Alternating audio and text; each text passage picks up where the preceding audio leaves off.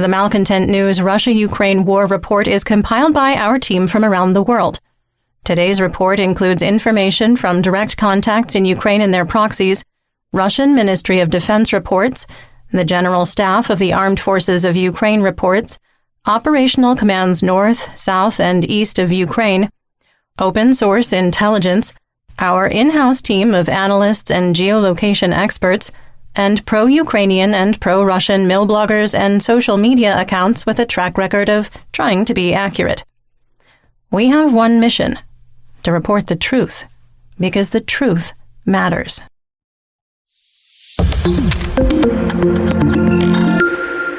Let's start with our assessment of the current status of the war. First, we assess that Russia no longer has the resources to cause catastrophic economic, social, or military disruptions by targeting Ukraine's electrical infrastructure. Second, we maintain that Russia can no longer tap its strategic reserve of Caliber cruise missiles and can only launch its monthly production of 25 to 30 missiles. Third, we maintain that there is a risk of a nuclear accident due to the de-energization of Ukraine's electrical grid as long as the Russian Ministry of Defense, or MOD, continues to target Ukraine's power industry. Fourth, we maintain that the Russian Federation armed forces are combat ineffective and are only capable of effective attacks on a small area of the front, such as Bakhmut. Fifth, we maintain that short of using chemical, biological, radiological, or nuclear, those are CBRN, weapons, the Russian military will continue doing everything possible to capture Bakhmut, regardless of cost. Sixth, we maintain that Russia has committed almost all available ground forces to Ukraine and cannot maintain the current level of personnel and equipment losses. Seventh, we maintain that the public infighting between private military company or PMC Wagner Group's leader Yevgeny Prigozhin and the Russian MOD has reached a dangerous level that threatens to derail the only successful Russian offensive operation since June 2022 in Bakhmut. Eighth, we maintain that the Russian MOD is actively working to eliminate the influence of PMC Wagner Group and Yevgeny Prigozhin both on and off the battlefield. Ninth, we maintain the Kremlin is actively attempting to topple the legitimate government of Moldova. And finally, we maintain the Kremlin is actively interfering with the Georgian government's attempt to join the European Union.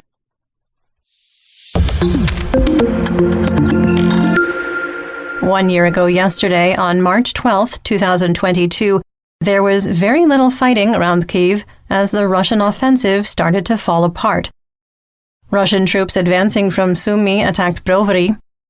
In Mariupol, Russian tanks entered the city's eastern part and started shelling buildings indiscriminately, and Russian snipers shot at Associated Press reporters.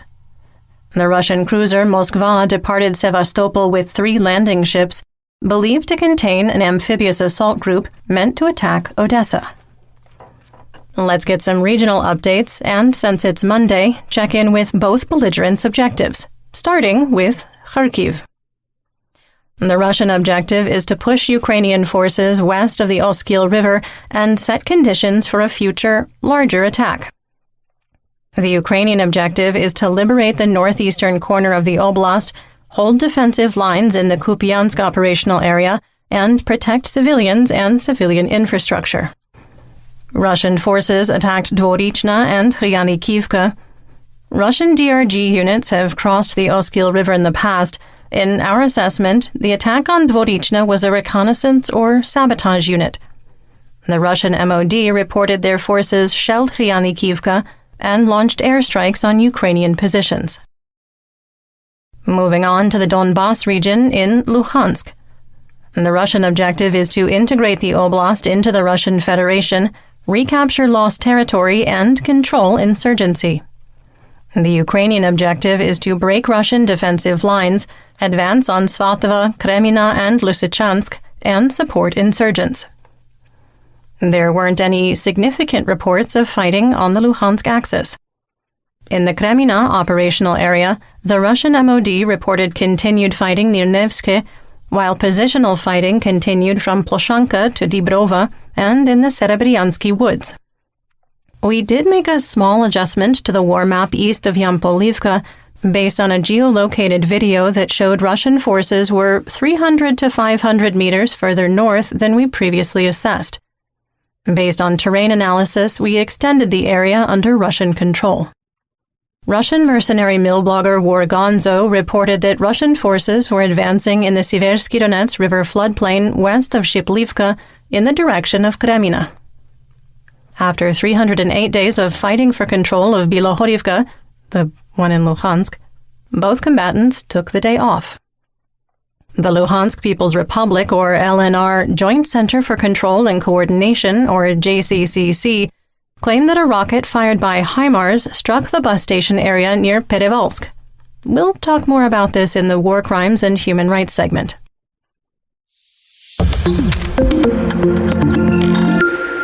In northeast Donetsk, the Russian objective is to capture the entire region and integrate the oblast into the Russian Federation. The Ukrainian objective is to defend Siversk and Bakhmut, push into the Luhansk Oblast, and minimize civilian casualties. In the Siversk operational area, Russian forces continued their attacks on Spirne without success. PMC Wagner attempted to advance on Vesele from Yakovlivka and attacked Ferorivka on the T-513 highway without success. In the Soledar operational area, heavy fighting continued on the outskirts of Zaleznyansk. Russian forces, according to the Russian MOD, are approximately 3 kilometers west on the M3, or E40, highway in the direction of Slovyansk, severing the only road into Zaleznyansk, which is now flanked on 2 sides. Ukrainian forces were able to hold defensive positions east of Minkivka. In the Bakhmut operational area, Russian forces took the high ground north of Orikhovo-Vasilivka while making a small advance west of Dubovo-Vasilivka. Russian social media users amplified a false claim that Orikhovo-Vasilivka was captured, and Russian mercenary mill blogger Rybar claimed that Ukrainian forces only remained in the western cemetery. Russian mill blogger Boris Rozhin denied the village was captured, and PMC Wagner leader Yevgeny Prigozhin admonished people making false claims of successful attacks, claiming it damaged operational security. You can probably hear me rolling my eyes right now. Russian forces attempted to advance on Bohdanivka, suffered heavy losses, and returned to their defensive positions. A geolocated video confirmed that our mapping of the line of conflict was pinpoint accurate. Good job, map team.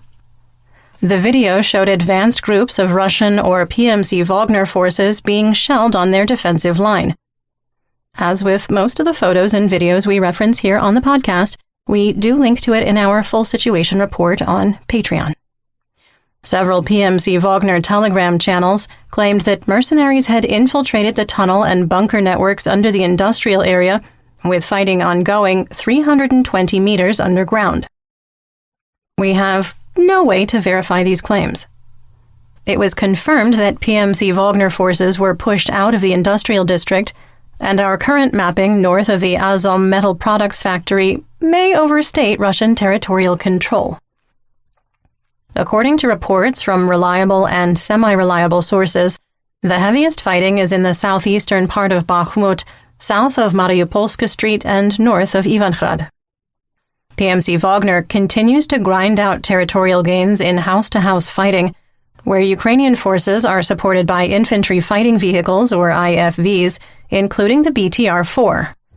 In the center of Bakhmut, Russian forces destroyed the Geology Museum 600 meters west of the Bakhmutovka River. Some assessment here. The southeastern part of Bakhmut is becoming problematic, and if Ukrainian forces can't stabilize this area, it could force a withdrawal from the city. PMC Wagner leader Prigozhin expressed frustration on the inability to capture Bakhmut, saying, quote, "The situation in Artemovsk," he means Bakhmut, "is very difficult. The armed forces of Ukraine throw up endless reserves," end quote. Our favorite FSB colonel, convicted war criminal, Kremlin pariah, and failed Mobik, Igor Strelkov-Girkin, provided a gloomier assessment. Quote, as part of the generally successful, they means for Ukraine, completion of the battle of attrition and gain time deliberately carried out during the winter campaign by the command of the armed forces of Ukraine, no counteroffensives are needed. They already firmly hold half of Bakhmut, but even surrendering the remaining territory to the exhausted orchestra, he means PMC Wagner Group, will not change the final situation.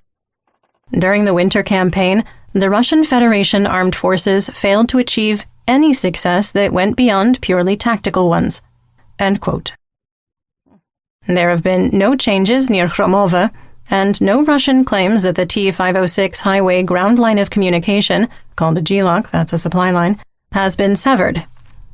Fighting continued south of Ivanivska, with the Russian MOD claiming Russian forces were leading the attacks. There were Russian claims that the T-504 highway had been reached and cut off, but a video from March 11th or 12th showed the highway was still open and no signs of recent fighting. Our assessment here is unchanged. Russia is committed to capturing Bakhmut at all costs, short of Seaburn, and Ukraine will withdraw when its military leadership has determined its defense no longer serves a strategic purpose. The situation in northwestern and southeastern Bakhmut is deteriorating, and we are mostly concerned about the continued advance of PMC Wagner units from Ivangrad deeper into the city's center. You're listening to the Malcontent News Russia-Ukraine War Podcast. Our team of journalists, researchers, and analysts is funded by readers, listeners, and viewers just like you. To support independent journalism, please consider becoming a patron. You can find us on patreon.com at Malcontent News. In southwest Donetsk, the Russian objective is to capture the entire region, integrate the oblast into the Russian Federation, and bring the insurrection across southwestern Donetsk under control. The Ukrainian objective is to lock Russian military assets in place, defend the existing line of conflict while finding and exploiting weaknesses, destroy troop concentrations and command and control sites, interdict supplies, and disrupt logistics. Fighting continued in the usual places, with the usual results. In the Avdiivka operational area, the 2nd Army Corps, formerly of the Luhansk People's Republic, or LNR, continued their attacks on the Krasnohorivka Plateau and Kamyanka. Deep State remained insistent that Krasnohorivka is captured and Kamyanka is in an untenable state, while Rybar reported continued fighting. Reports of the capture of Krasnohorivka and Kamyanka were coming from local Donetsk People's Republic, or DNR, commanders, and even our favorite FSB Colonel Girkin was unconvinced, stating, quote, to the north of Avdiivka, the remnants of the Donetsk infantry, replenished with volunteers and Russian mobilized, are trying to bypass Avdiivka from the north and reach its ground line of communication. The local command reported the capture of the settlements of Kamyanka and Krasnohorivka. However, in fact, the success of last summer was again repeated. The enemy, he means Ukraine, was also driven out of the indicated settlements and retreated to Avdiivka, which was heavily fortified along the perimeter, but later quickly restored the situation with counterattacks. In any case, while the threat of encirclement of the armed forces of Ukraine in Avdiivka is not even close, the city is very strongly fortified. End quote. We went ahead and updated the map using terrain analysis and split the difference between the various reports.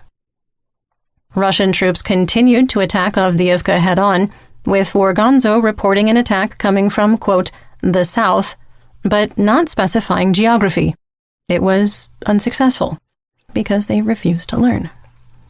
The Russian VKS continued to attack Avdiivka with various bombs, including what appeared to be a Fab 1500, or one of the newly developed JDAM bombs. The 1st Army Corps, formerly of the DNR, continued attacks west of Vodiana along the northern edge of Pervomayske and north towards Sieverne. Russian forces continued sustained attacks on the Ukrainian firebase at Nevelske and remained unsuccessful. If at first you don't succeed, try again. But, don't change anything. Do it exactly the same. Make no changes. In the Marinka operational area, fighting moved to the eastern edge of Krasnohorivka in the ruins of Marinka and near the Pobeda pig farm with no change in the situation. In the Bukhledar operational area, fighting restarted in the Mikhailsk Dachas, also with no change in the situation. Insurgents in Mariupol reported that truckloads of half-height concrete dragon's teeth were moving through the city in the direction of Bryansk.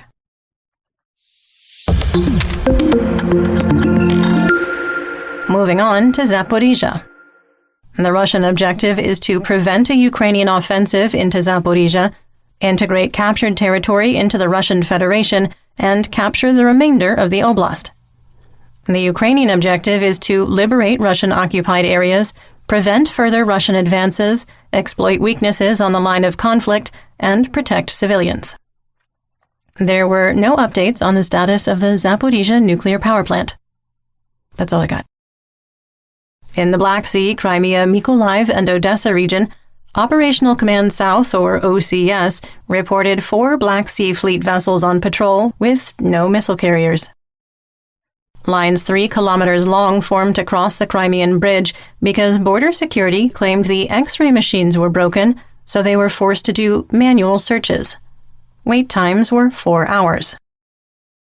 In western and central Ukraine, the Russian objective is to launch terror attacks on civilians in an attempt to break morale and maximize casualties by deprivation of heat, water, and medical services. The Ukrainian objective is to deter attacks and protect civilian lives.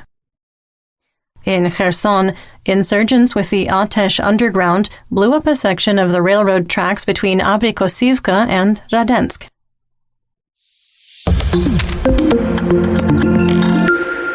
Speaking of blowing up, let's talk about the Russian military and mobilization. Family members are increasingly complaining that PMC Wagner is not notifying them when a loved one dies in Ukraine and has done stealth burials. Because they are not notified, families can't attend funerals or receive survivor benefits of 5 million rubles. Investigators in Russia believe the situation is not as sinister as it sounds. It may come down to logistics, where it's easier to ship bodies to Wagner cemeteries versus national and international transit. The United Kingdom Ministry of Defense reported Russia continues to suffer extremely heavy casualties, with the impact hitting poor regions harder. In proportion to their population size, the richest cities of Moscow and St. Petersburg have been left relatively unscathed. In many of the eastern regions, deaths are likely running, as a percentage of the population, at a rate 30 times higher than in Moscow. In many places, ethnic minorities have taken the biggest hit. In Astrakhan, 75% of casualties came from the Kazakh and Tatar populations. Additionally, Wagner Group's owner Prigozhin has pivoted recruitment efforts back toward regular Russian citizens, having been cut off from penal colonies. Over the last week, masked Wagner recruiters gave career talks in Moscow high schools and sought to collect contact information. About half of the prisoners Wagner has already deployed in Ukraine have likely become casualties, and the new initiatives are unlikely to make up for the loss of the convict recruit pipeline. All is going to plan.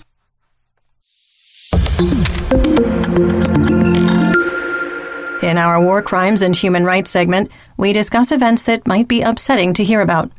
There is no graphic detail in today's report, but please feel free to skip ahead to the next segment. Timestamps are in the description. The LNR JCCC claimed that Ukrainian forces attacked the bus station in Perevalsk with a single M30 or M31 rocket fired by HIMARS. In our assessment, this was a false flag attack involving a single munition fired from a system with insufficient range to come from Ukrainian forces. The photo of the impact site of the rocket, which again we do link to in our full situation report on Patreon, is not at all consistent with a HIMARS strike.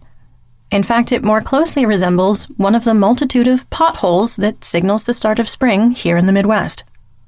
The rocket impacted at 48 degrees, 26 minutes, and 42.4 seconds north, and 38 degrees, 48 minutes, and 25.1 seconds east, and was launched northwest of the bus terminal from the direction of Popasna. Let's break it down. Grad rockets have a maximum range of 40 kilometers, and Smerch rockets have a maximum range of 35 kilometers. However, the minimum distance for Ukraine to realistically launch a single Grad or Smerch rocket is 64 kilometers. The damage in the roadway and the area is inconsistent with an M30 or M31 rocket that HIMARS uses. If a Grad or Smerch rocket was used, it wasn't a cluster munition as the cassette was not embedded in the pavement.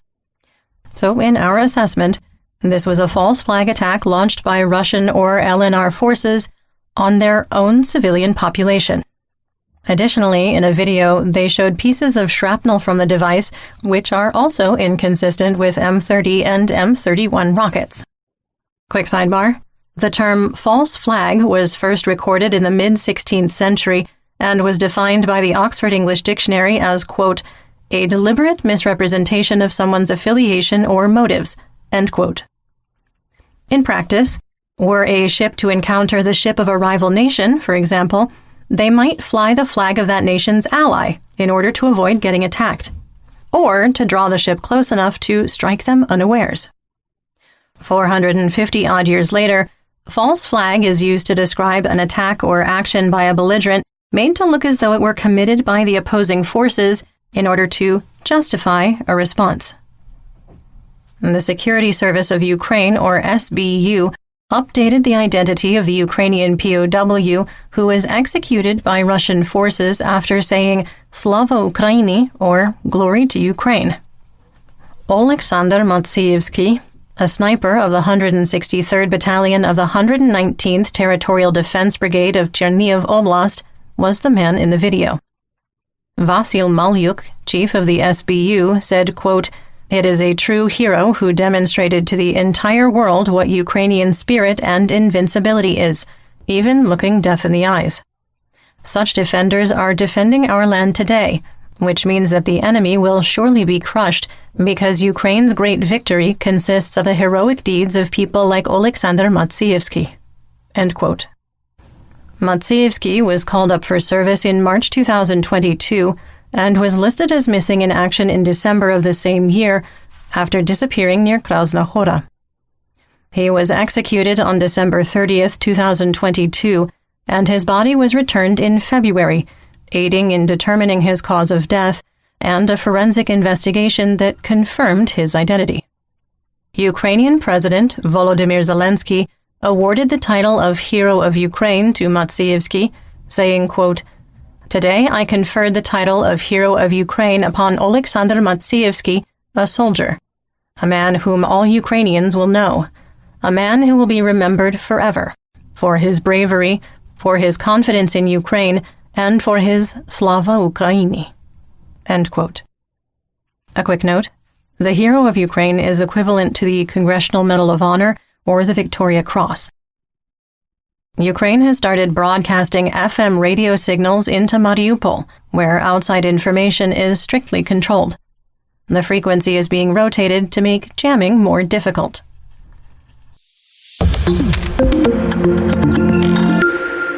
In geopolitical news, Moldovan officials said they foiled a plot by groups of Russian-backed actors who were attempting to cause mass civil unrest during Sunday protests against the nation's pro-Western government, which is led by President Maia Sandu. Viorel Cernauțianu, head of the Moldovan police, said an undercover officer had infiltrated a group of agitators, which included Russian nationals. Some were promised payments of up to $10,000 to create civil unrest in Chisinau. 7 people were arrested, and during Sunday's protests, 54 were detained, including 21 minors. Local officials reported that 4 bomb threats, including at the international airport, were phoned in. Moldovan officials have processed hundreds of fake bomb threats since May 2022, meant to erode trust in the government. Former Georgian President Mikhail Saakashvili claims he's on the brink of death, saying in a recorded video, quote, at first I weighed 120 kilograms. Now it's 64. If I become less than 60, doctors predict multiple organ failure. I'm in bed all the time, my bones are disintegrating, and this causes excruciating pain. End quote. The ex-president's lawyer confirmed the words of his defendant and said that Saakashvili, quote, looks like a concentration camp prisoner, end quote. Swiss army officials created outrage and frustration when they announced they would dispose of 60 Rapier anti-aircraft systems and destroy 2,000 missiles due to the nation's historic so-called neutrality. Kai Gunnar Sievert, a spokesman for Armesuisse, the Federal Defense Procurement Office, said, quote, it is planned that all systems will be dismantled and disposed of as part of these other tranches, end quote. The Rapiers were purchased in the 1980s and modernized in 2007. While outdated, the system is not considered obsolete. François Pointe, a member of the National Council from the Green Liberals, responded, quote, it is absurd that we are disposing of defensive weapons in Switzerland, end quote. The systems are British, not Swiss, and theoretically could be transferred to Ukraine with the United Kingdom's permission. However, the UK would have to buy them back from Switzerland, and London has shown no interest in recovering the Rapier air defense systems. In economic news, the ruble started the week with an exchange rate of 76 for $1, trading in a narrow band. West Texas Intermediate crude fell to $75 a barrel, and Brent dropped to $81. Russian Urals crude fell to an official price of $59 a barrel after India announced it would not violate sanctions when purchasing Russian petroleum products. United States wholesale RBOB gasoline will start the week flat, with the price on the spot market at $2.61 a gallon or 69 cents a liter. Dutch TTF natural gas futures were starting the week down slightly, with April and May contracts at €50 per megawatt hour. Chicago SRW wheat futures were up, trading at $6.74 a bushel for May 2023 delivery. And that's what we know. Join me again tomorrow for more updates. Until then,